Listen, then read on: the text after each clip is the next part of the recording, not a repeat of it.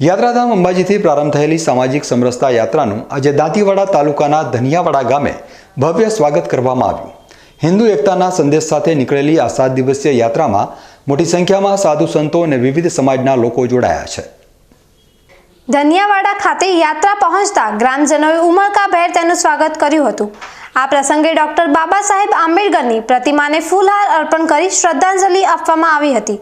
યાત્રામાં જોડાયેલા સાધુ સંતોએ સામાજિક સમરસતા અને ભાઈચારાનો સંદેશ આપ્યો હતો। આ 7 દિવસીય સમરસતા યાત્રાનો મુખ્ય ઉદ્દેશ સમાજના તમામ વર્ગો વચ્ચે એકતા અને સંવાદિતાની ભાવનાને વધુ મજબૂત કરવાનો છે। આ યાત્રા રાજ્યના વિવિધ વિસ્તારોમાં ફરીને અંદાજે 80,000 લોકો સુધી સામાજિક સમરસતાનો સંદેશ પહોંચાડશે। યાત્રામાં જોડાયેલા લોકોએ જણાવ્યું હતું કે આ પ્રકારની પહેલથી સમાજમાં સકારાત્મક પરિવર્તન આવશે અને પરસ્પર પ્રેમ અને સહકારની ભાવના વધશે। આ ભવ્ય સ્વાગત સમારોહમાં સ્થાનિક આગેવાનો અને મોટી સંખ્યામાં ગ્રામજનો ઉપસ્થિત રહ્યા હતા।